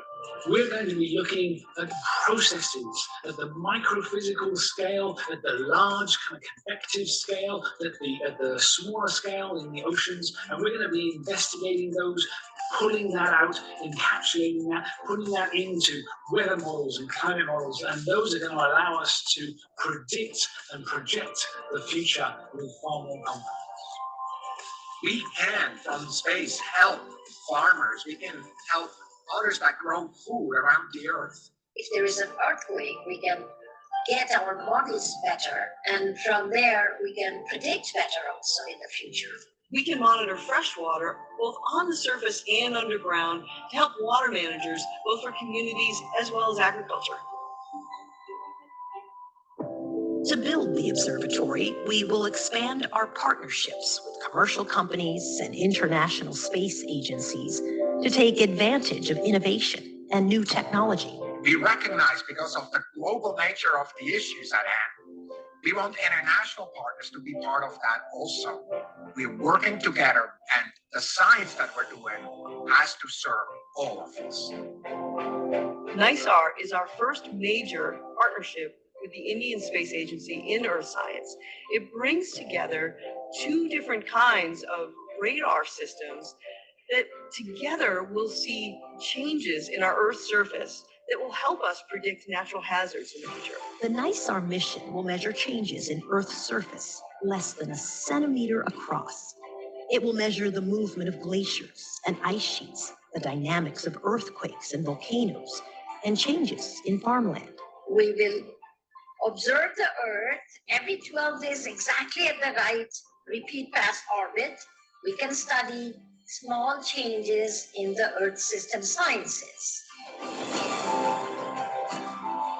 The Earth's climate is changing. We have documented the changes that we're seeing over the last few decades. We know that it's being driven by human activities, and it's absolutely essential that we continue to understand what's happening, what's changing, in order to better predict what's going to happen and perhaps help people make better choices.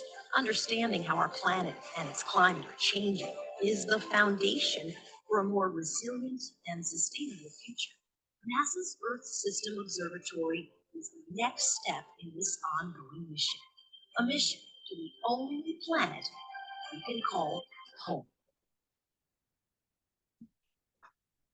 Great, huh?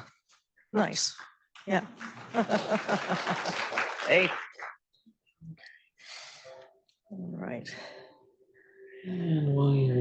just go back to, yeah, great. Okay, so now we're past the part that says play. All right, so just a brief thing on remote sensing, a little bit of information if you're not familiar with how it works.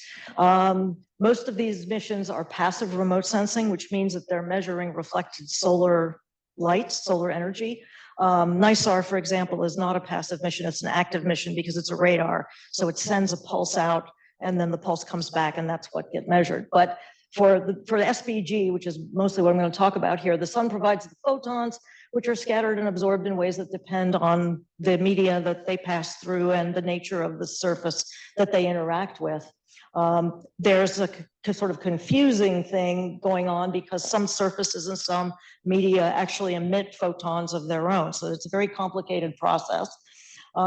What the instrument does is as it flies along, it discretizes the spatial field underneath it into what we call footprints or pixels, and then it counts photons in different bins of the electromagnetic spectrum that are together called a spectrum or a radiance spectrum or a radiance vector. So I have a couple of pictures here. This gives you the idea. I won't dwell on this. These satellites are in polar orbit, which means they're going around the Earth over the poles. And because they're measuring reflected sunlight, they only take readings on the daylight side of the Earth. And because the Earth is turning underneath them, you get this sort of basketball striping kind of thing as the Earth turns underneath.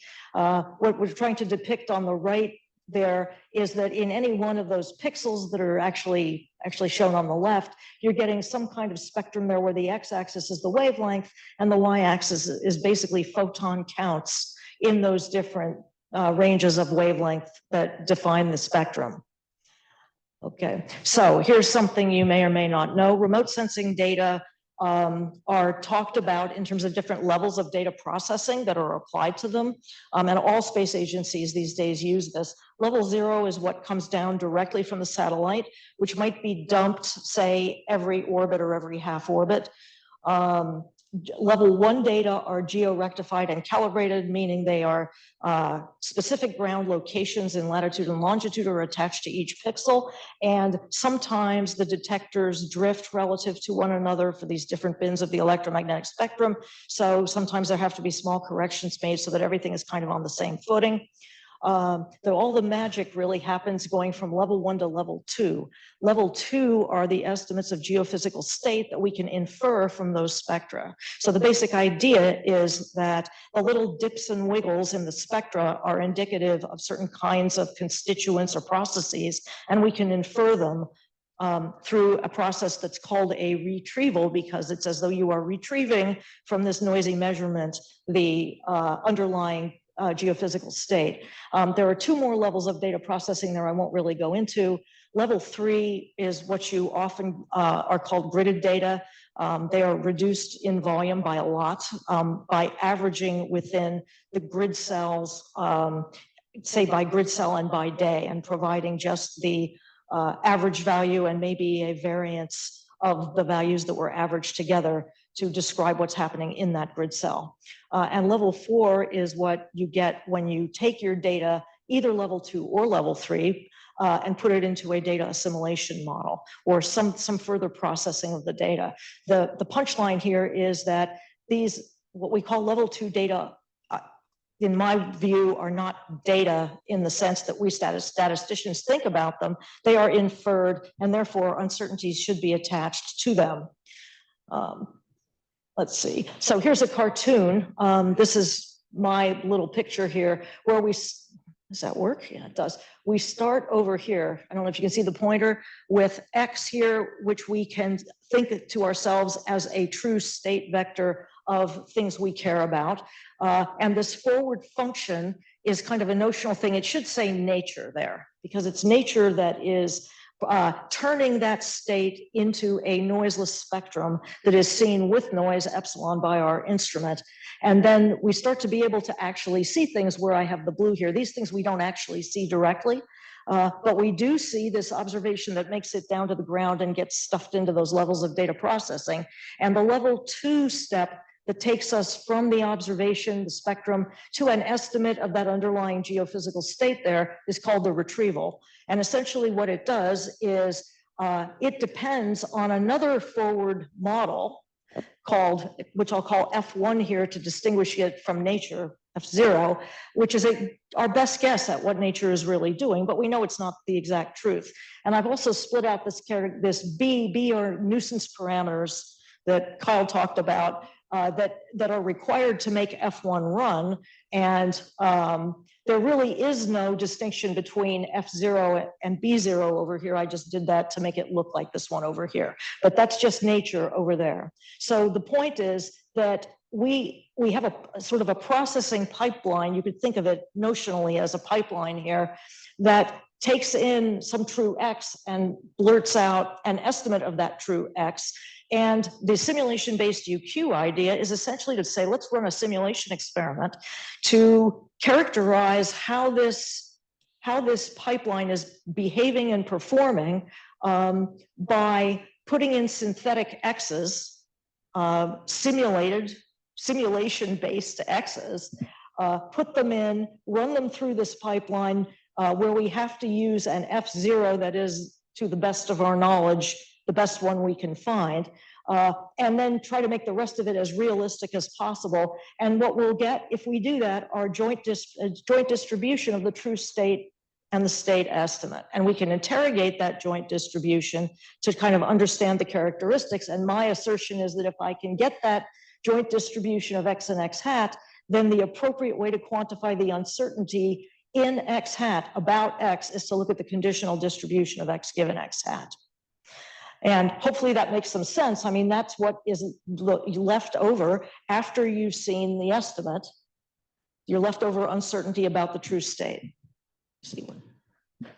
How much time do I have? Let's say, okay, all right, I'll go quick.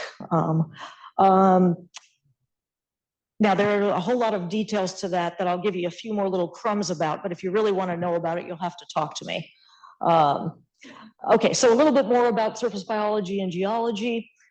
It's actually kind of a strange thing. It is going to go up, it's actually going to be on 2 different spacecraft. There's going to be a visible shortwave infrared instrument on one of them and a thermal infrared instrument on the other. So 2 platforms flying in tandem, not looking at exactly the same place at exactly the same time. One sensing in one region of the electromagnetic spectrum and one sensing in a different region of the electromagnetic spectrum. So we'll refer to those as the V-SWIR instrument and the thermal or the TIR instrument. The V-SWIR instrument is going to observe at 30-meter ground resolution over the global land surface. The V-SWIR instrument is 30-meter resolution. The thermal instrument is 60-meter ground resolution. And will produce an 8-dimensional vector of radiances, which are going to be turned into an 8-dimensional vector at level 2 of land surface temperature and emissivities. So land surface temperature will be one of them, and then I think there's 7 emissivities.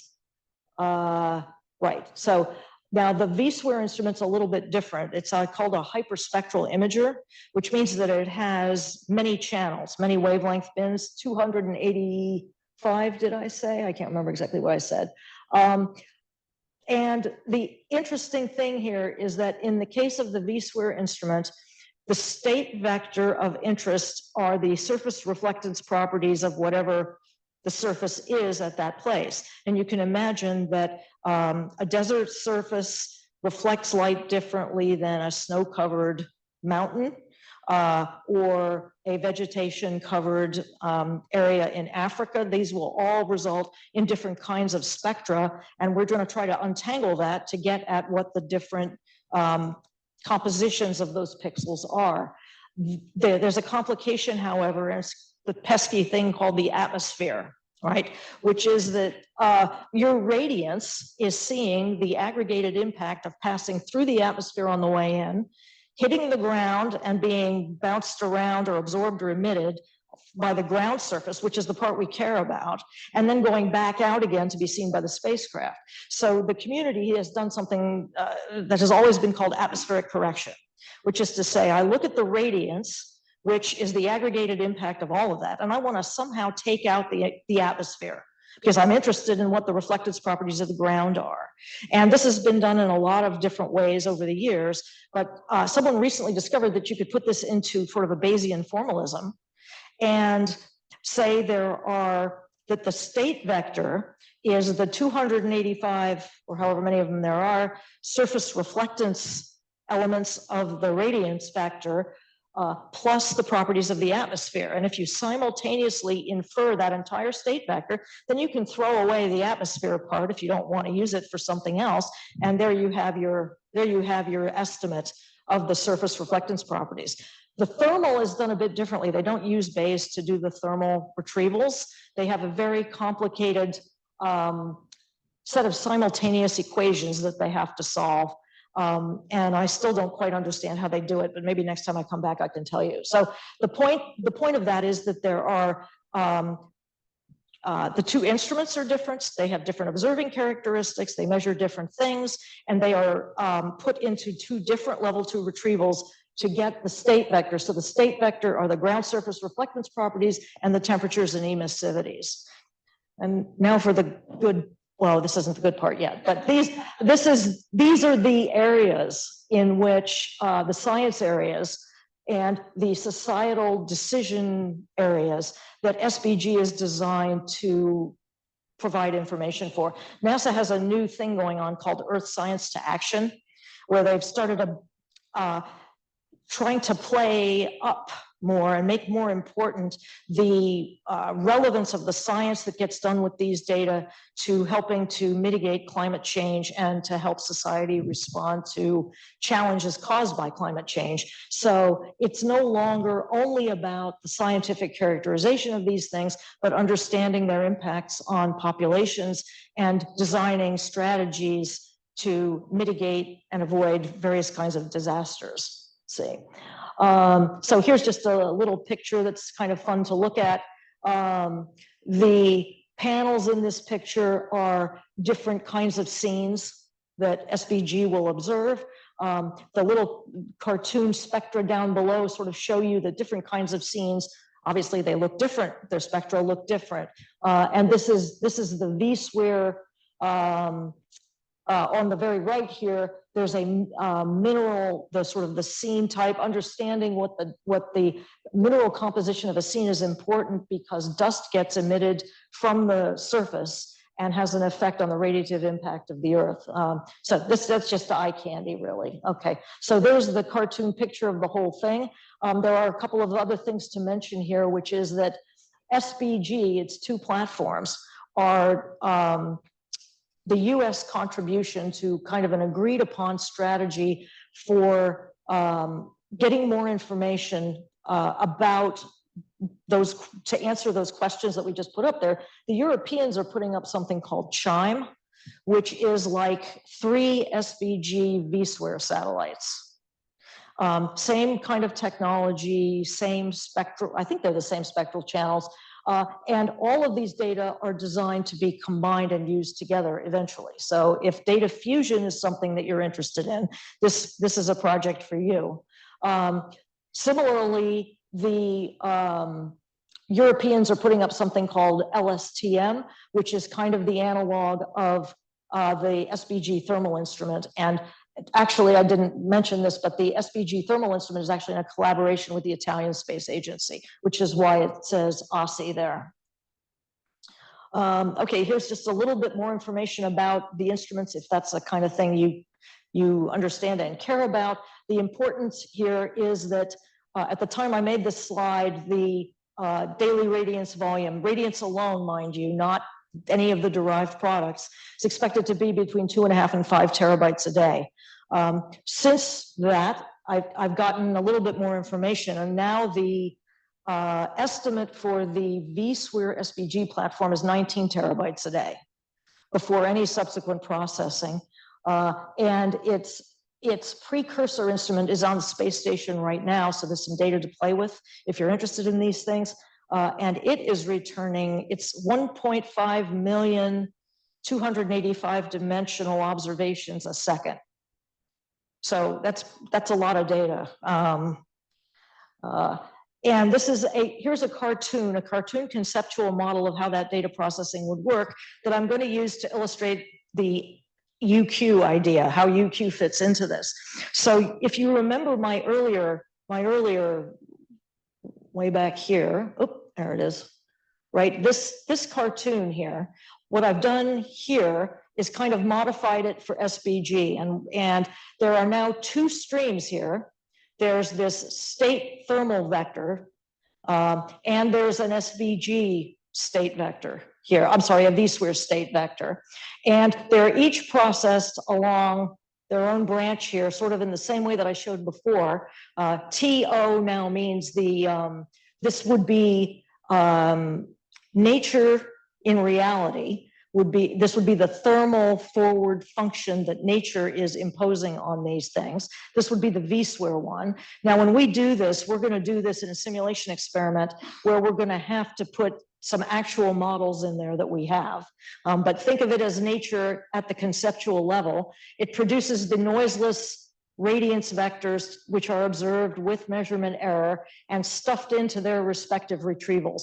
And for reasons unknown to me, this is called level 2A, is what comes out of these things. So the retrieval to v-square A and retrieval to thermal A, and they will result in an estimated v-square state vector, which are surface reflectances, and an estimated TIR set of land surface temperatures and emissivities. And then those will be subsequently fed into a second round of algorithms, which are called L2+, and sometimes called level 3, oddly, and for no reason I can tell. But they are called this is the L2+ algorithms, which will produce estimates of actual geophysical quantities that people are going to care about, things like snow albedo, evapotranspiration, photosynthetically active radiation in the plants, chlorophyll content, the kinds of things you might want to use in a science analysis. And notably, some of these algorithms require inputs from both of them. And because they're not observed at the same time in the same place exactly, and they're observing at different resolutions, they're not going to be nicely nested right on top of each other. So there's a data fusion problem here too, even within the single mission itself, not to mention any data fusion problems with CHIME or LSTM. So I've made up some more notation here, which is to say, I'm saying, let's call those quantities that we really care about, those geophysical quantities, we'll call those theta. Let's say there's K of them here. And theta is what is going to inform those true state vectors that we like to start with. When we turn this into a simulation experiment, we have to be careful now. We can't just take a big pile of these that we pull out of our head or that we take from some other data source, because we need to know that the synthetic or simulated truth that we start with here is consistent with a certain set of underlying geophysical quantities that is the ultimate target of our estimation problem.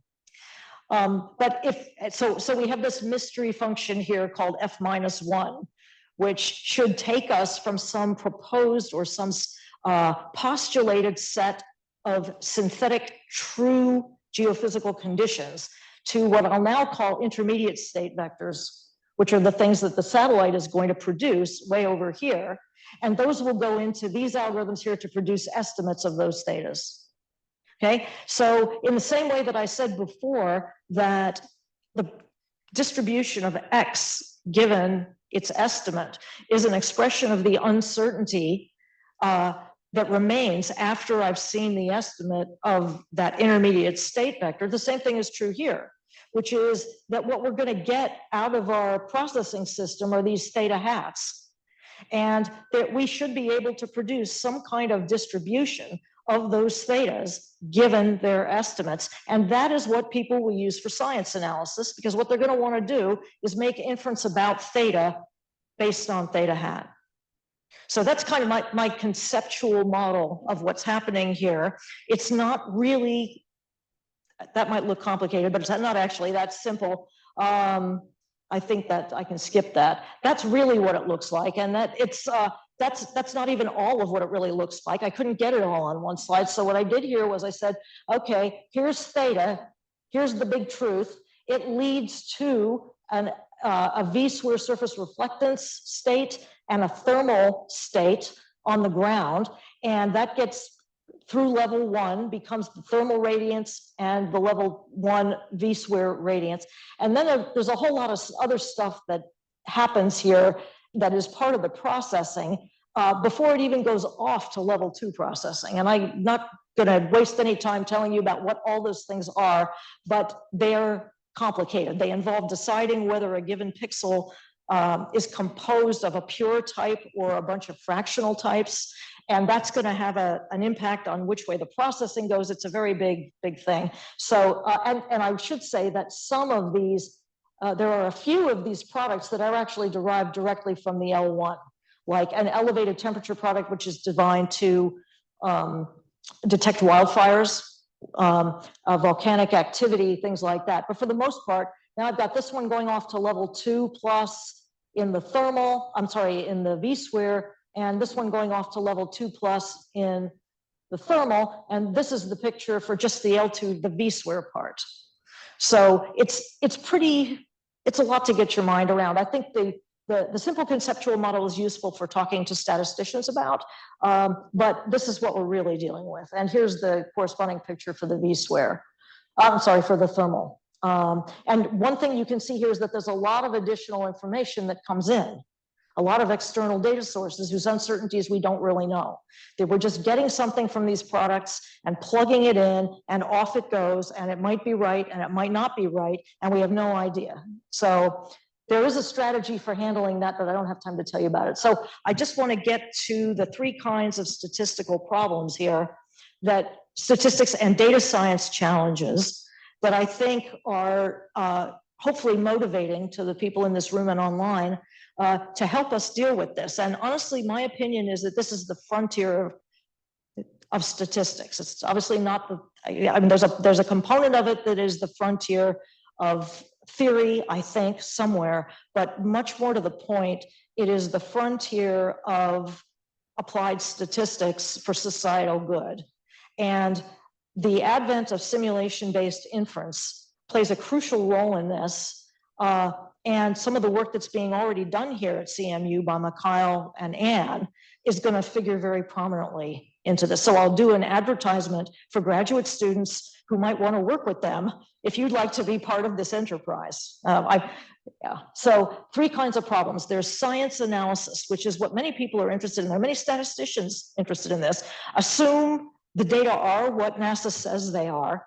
Now learn things. How is climate change affecting crop cycles, for example? Or what is the impact on biodiversity of plants in a particular area? Those kinds of questions that deal directly with the estimates that we produce to do science. Then there's a layer below that, which is where I've spent most of my 25 years, which is the data processing problems, like how do you put uncertainties on those data products that we're going to hand off to people to do science with. It's not simple by any means. And, but we do have a chance to do things differently this time because we're involved at the beginning. And then having just said something about uncertainty quantification, there are other data processing problems there, like how are we going to keep up with 19 terabytes a day? And finally, uncertainty quantification, which is ubiquitous, both in the science data processing, and then how, if somebody did give you good uncertainties, as with the data products, how would you use them in these science analyses? So here's a sampling of the questions that the decadal survey posed for SBG to answer. And I've put in bold things that appear to me to be statistical questions. Right, so all of these are very important. You know, what is the space-time distribution? How are things changing over time? What are the extremes doing? Are they, you know, are the maximums are getting more maximum and the minimum is getting more minimum? There's questions about land use and water quality. Spatial variations in the global carbon cycle and what are the associated climate and ecosystem impacts. The mission that Mikael actually had a cartoon of, or was it? It might have been Kyle had the cartoon of an instrument there. It wasn't you, it was Mikael and Ann, had a cartoon of the OCO2 mission as the environmental, because we've been working with Mikael for years with several of his students to work on the carbon cycle questions. And there are other in the statistics community that are pretty involved in that. But SBG is wide open. Right? Noel Cressy has made a big splash in the OCO2 world of science and statistics, but this is wide open. This is, believe it or not, it took me about 3 months to figure out this table of what the thetas are and kind of identify them. I obviously won't read them directly to you. I will say something about the challenges of science analysis. And if that's where your interest is, then the thing to do is to go, there's these 2 precursor missions on the International Space Station. One is called EMIT, which is the precursor mission for the SBG vSWER platform. The other is called EcoStress, which is the precursor mission for the thermal platform. Those data sets are available today. All NASA data are free to anyone who can use them. The biggest problem you're likely to have is how to download them, because those are very large. Do remember, if you start to work with EMIT and EcoStress, they're both on the International Space Station, so they're not in polar orbit. They're in whatever the space station's orbit, so that's a little bit different. But in terms of getting used to the quantities that are in the data sets and some of the issues, they're perfectly good for that. Here is another list of all what I saw as the statistical challenges in the science analysis part of this. I am not going to read through that because I don't have time. The data processing challenges are largely related to speeding up those retrieval algorithms, which are generally done with gradient descent. Levenberg-Marquardt algorithms, Newton algorithms, that sort of thing. They're very, very slow. Typically right now they're run independently and separately on every single pixel. And that seems like there ought to be a way to make that more efficient. The R2 plus algorithms in particular are typically simple linear regression or multiple regression or partial least squares regression. People are fooling around with some machine learning stuff there, but it would really benefit from a good look by good competent statisticians who are not bound by the history of the field as to the way that things have been done. These are the data processing challenges. I think I talked about those as well. So I will not go into that. There is this problem, which I think everybody should be aware of, which is in running those simulation experiments and in the retrievals themselves, we're using something that is not nature. We think the models are pretty good, but there's an ongoing question of how we are going to inject additional uncertainty into this process in order to properly reflect the fact that the model isn't nature. And that's an ongoing question right now. I think I'm not going to talk about this. I think I already mentioned it, which is this idea of doing some kind of full simulation here.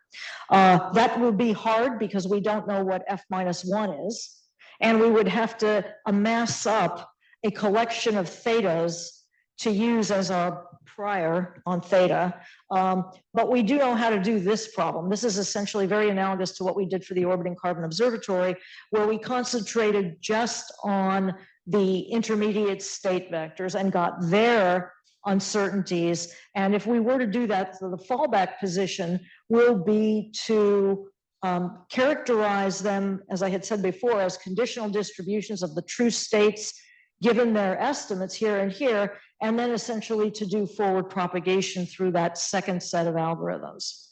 And that may not be the best thing to do, but it from a practical standpoint, that's what we need to do. It does turn out that at this level, where it comes to estimating geophysical quantities, we do have quite a bit of bound data.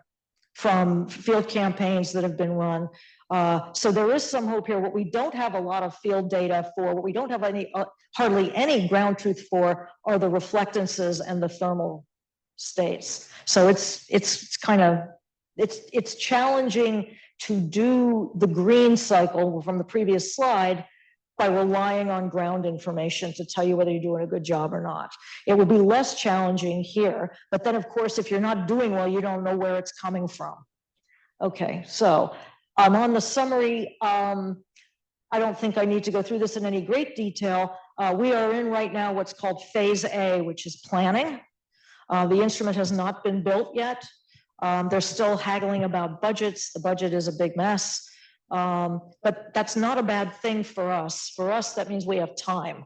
And we have time for you to become familiar with what we're trying to do and what we need to do and what the statistical problems are and help us solve those problems. And I'm really hoping that stamps can play a big role in that. Here's, you can have the slides afterwards. You can look at all of this. Emulators are going to be very important. The neural inference methods are going to be very important that Anne and Mikael are working on, and I look forward to collaborating with them in the future. There's some references, there's some legal stuff, and I'll stop.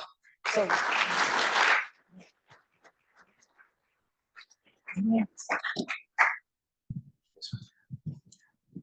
all right, so we have time at least for one question. So does anybody have a question? There's one. In the very back, you have a question?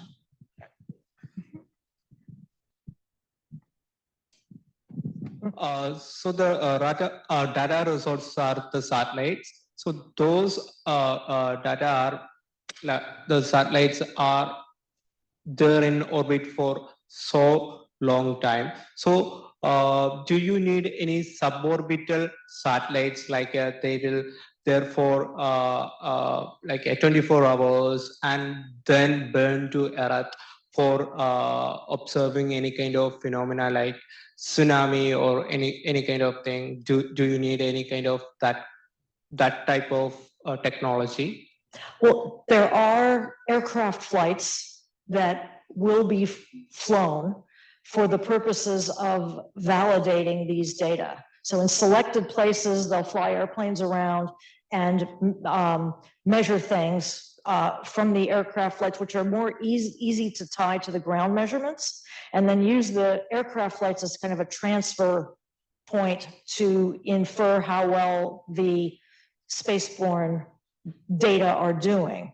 But that is not a routine part of this, right? It's for validation and calibration. Also, the height altitude of the flight is very less. I think it's almost 30 feet, 30,000 feet or something. So if you go further height, you will get more accurate. Yeah. So the satellite is at 700 and some kilometers, right, in space, which is why it can cover so much ground, right? It's going at 17,000 kilometers an hour.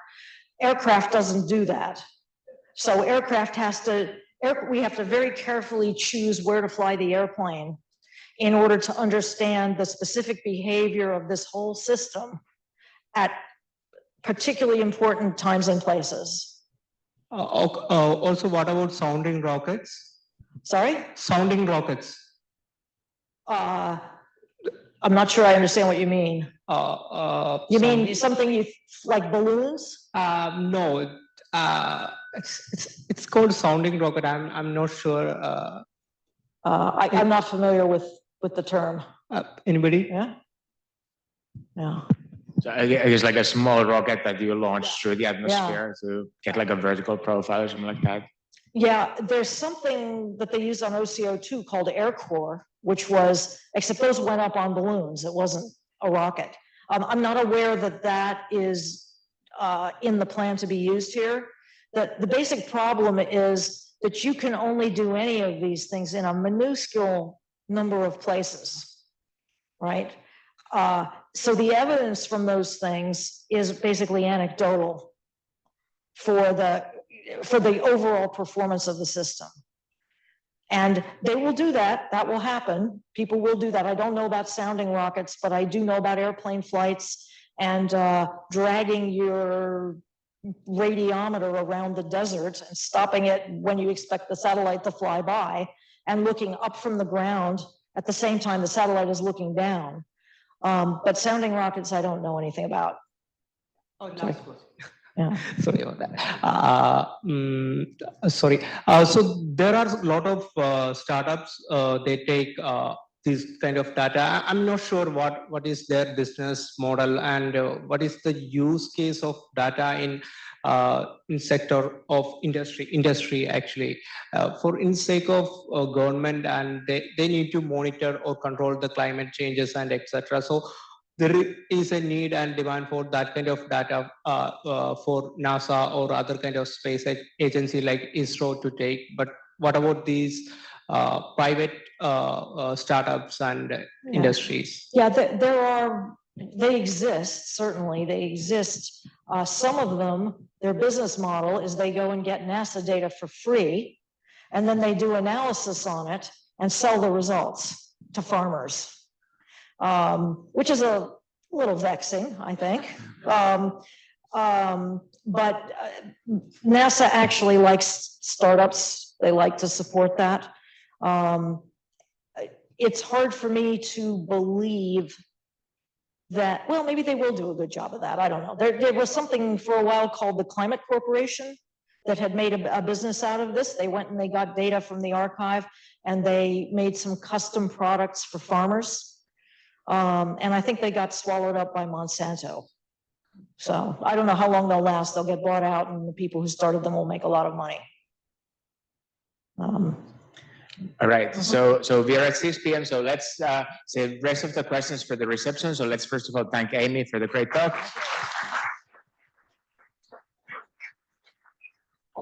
And now we have a reception outside. So we invite all of you to come to the reception, check out our website. Rebecca is saying check out our website, but come to the reception. We have food outside, and you can continue the discussion with the speakers and the rest of us during the reception outside. Thank you all.